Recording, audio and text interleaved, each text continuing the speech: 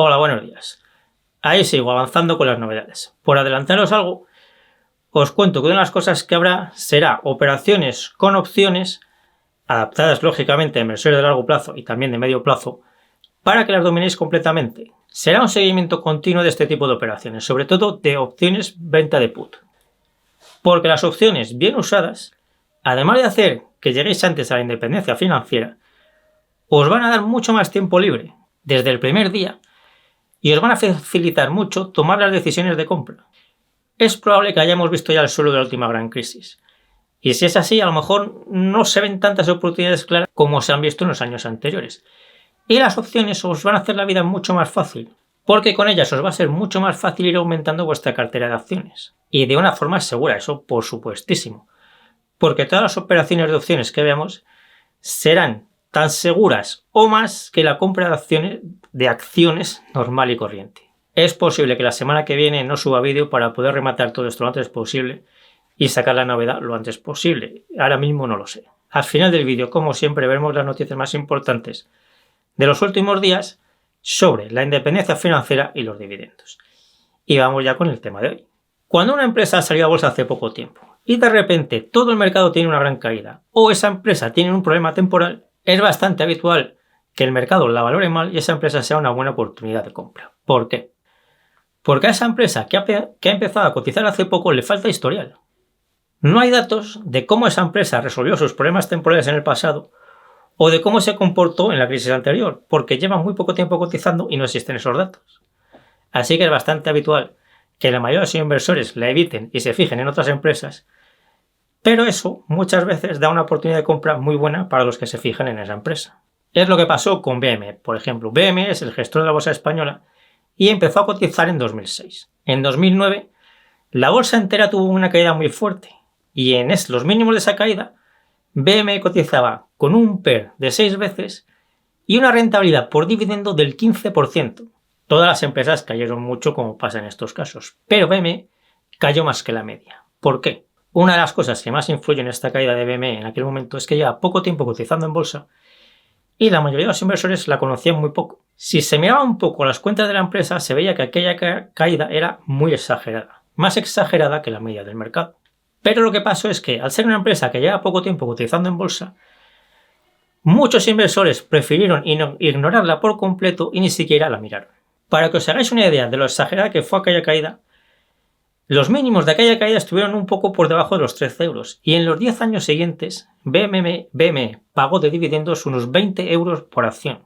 Es decir, en los siguientes 10 años se cobró en dividendos 1,5 veces lo que costaron las acciones en aquel mínimo. Y en 2020 BME fue comprada por la bolsa suiza, se llama SIX, en una OPA de exclusión en la que pagó 33 euros por acción, que era 2,5 veces lo que costaron las acciones de BME en aquel mínimo. En resumen, en 10 años, la inversión en BME se multiplicó por 4 veces desde aquel mínimo, y eso sin tener en cuenta la reinversión de los dividendos. Si tenemos en cuenta la reinversión de los dividendos, entonces en ese espacio de tiempo la inversión en BME se multiplicó por 6 veces. Bueno, pues creo que Línea Directa Aseguradora, LDA, es un caso parecido a este que os acabo de contar de BME. LDA empezó a cotizar hace muy poco, en 2021. Lógicamente, la mayoría de los inversores conocen menos a LDA que otras empresas que llevan muchos más años cotizando, como Mapfre, Catalana Occidente, Aviva, AXA, Allianz, etc. Para entender por qué creo que LDA está tan barata y qué es lo que le ha pasado, primero vamos a ver, de forma resumida, cómo funciona el negocio de los seguros. Imaginad que LDA ingresa 500 euros de media por cada cliente que le contrata un seguro de coches.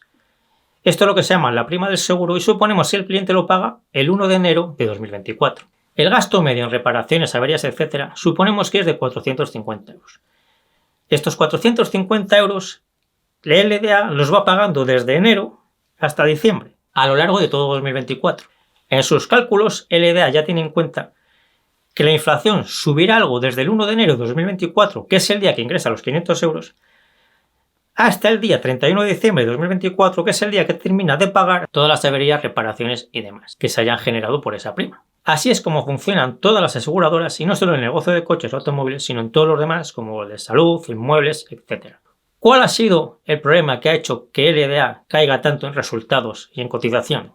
El problema de LDA ha sido la subida de la inflación que tuvimos desde 2022, desde los primeros meses de 2022. Además, esa subida de la inflación en el negocio de las aseguradoras ha afectado principalmente a su negocio de automóviles. A nivel general, la comida también subió mucho, por ejemplo, pero eso no afecta al negocio de las aseguradoras. Así que en el negocio de los seguros, la peor parte fue para el negocio de automóviles.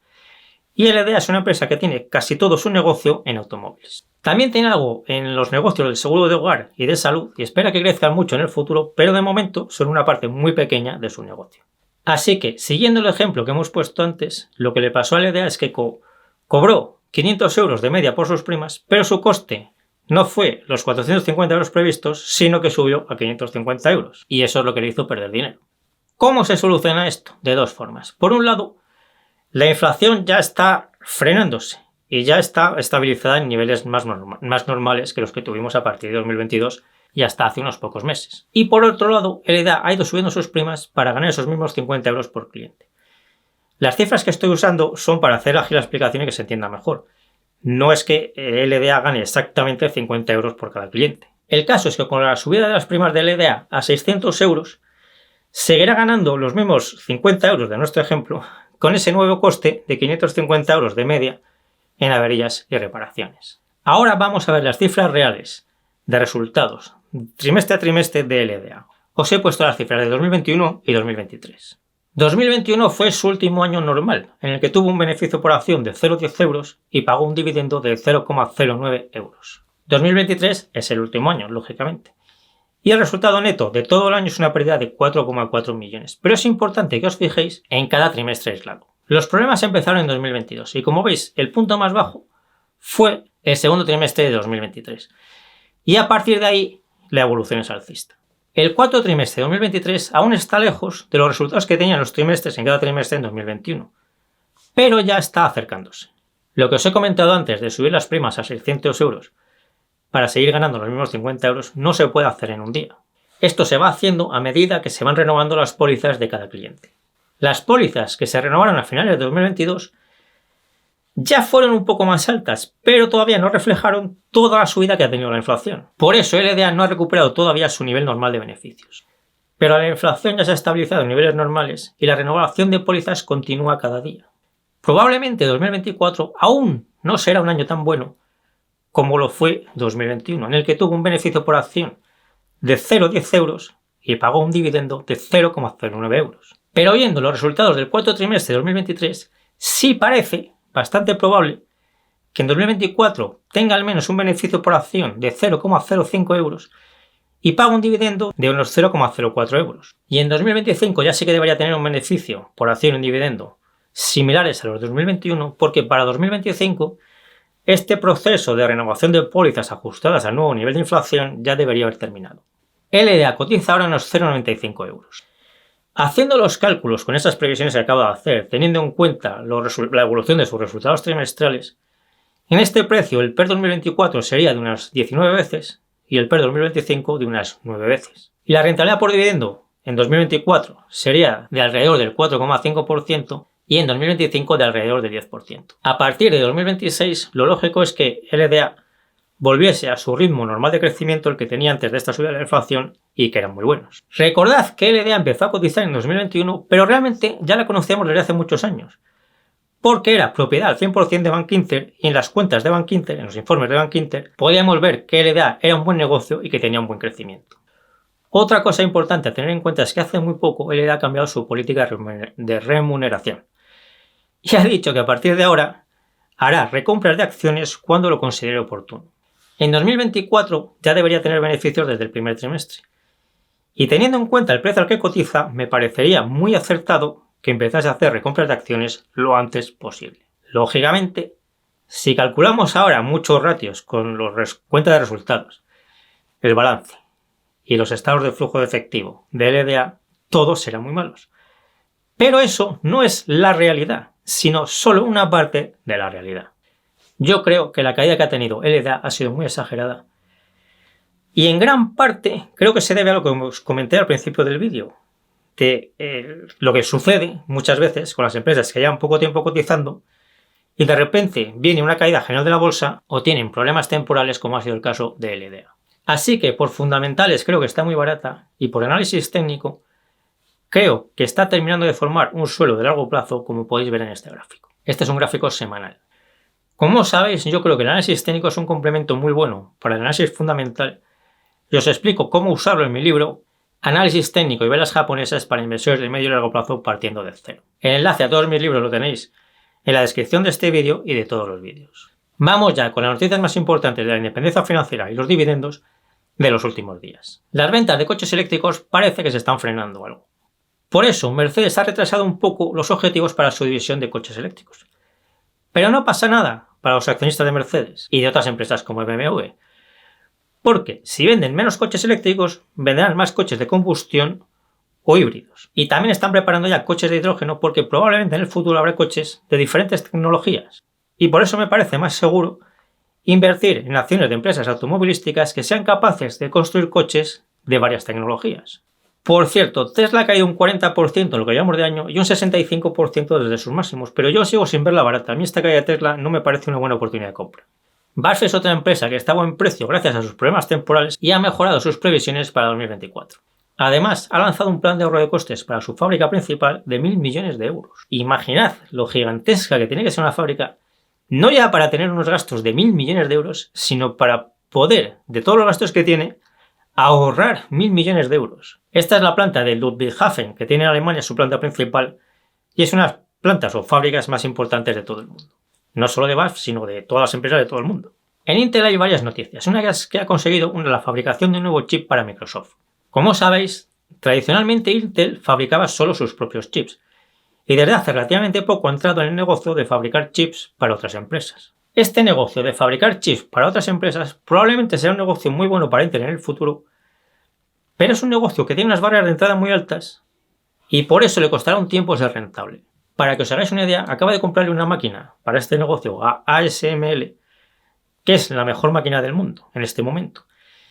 Es la primera unidad que ha vendido ASML a cualquier empresa y cuesta la máquina solo 350 millones de dólares. Además, Intel va a entrar en el negocio de la inteligencia artificial con su división de chips programables, que es esa que dice que probablemente saque a bolsa en los próximos 2 años. Otra noticia importante de Intel es que va a construir la fábrica más grande de chips de todo el mundo en Ohio y otras 3 fábricas que no son tan grandes porque esta es la más grande, pero que van a ser muy grandes en Estados Unidos. Yo creo que la diferencia de cotización que hay entre Nvidia e Intel ahora no está justificada a largo plazo.